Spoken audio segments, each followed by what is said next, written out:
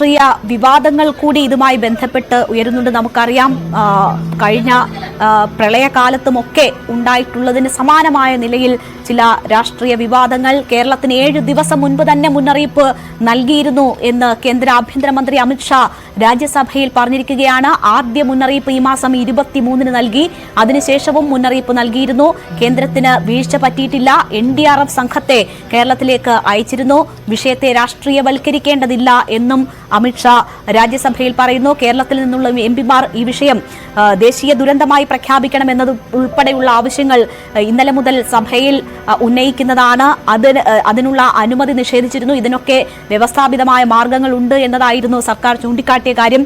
ഇന്നും സഭയിൽ കേരളത്തെ നടുക്കിയ ഈ ദുരന്തം ചർച്ചയായപ്പോഴാണ് കേരളത്തിന് മുന്നറിയിപ്പ് നൽകിയിരുന്നു എന്നും കേരളം എന്ത് ചെയ്തു എന്നും അമിത്ഷാ राज्यसभയിൽ ചോദിച്ചത്. मैं सदन के सामने स्पष्टता करना चाहता हूं, 23 जुलाई को केरल सरकार को अर्ली वार्निंग भारत सरकार की ओर से दी गई थी. 23 जुलाई को 7 दिन पहले, फिर 24 को गई, फिर 25 को गई, 26 तारीख को मान्यवर ये कहा गया कि 20 सेंटीमीटर से ज्यादा वर्षा होगी, भारी वर्षा होगी, लैंडस्लाइड होने की संभावना है, मड भी रस होकर आ सकता है और लोग इसके अंदर अगर मर भी सकते हैं.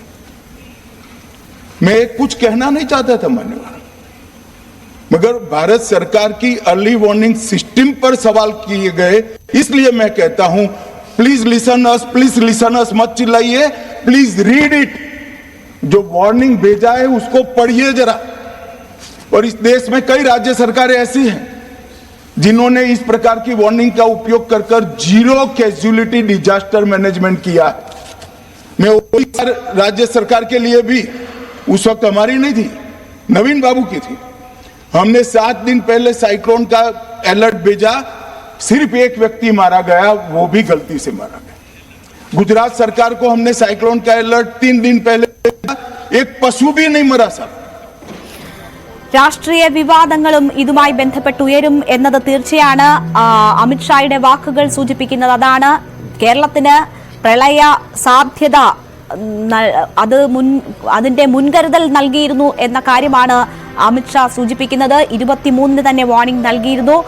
NDRF സംഘത്തെ അയച്ചിരുന്നു. കേരളം എന്ത് ചെയ്തു എന്ന ചോദ്യം ചോദിക്കുന്നു. സീറോ കാഷ്വാലിറ്റി ആ രീതിയിൽ ഡിസാസ്റ്റർ മാനേജ്മെന്റ് നടത്താൻ സാധ്യമാകുമായിരുന്നു എന്ന കാര്യം കൂടി സൂചിപ്പിക്കുകയാണ്. ഇപ്പോൾ രാഷ്ട്രീയ ഭേദങ്ങളില്ലാതെ ഈ ദുരന്തമുഖത്ത് കേരളം ഒറ്റക്കെട്ടായി അതിനെതിരെ പോരാടുകയാണ്. അതിൽ നിന്ന്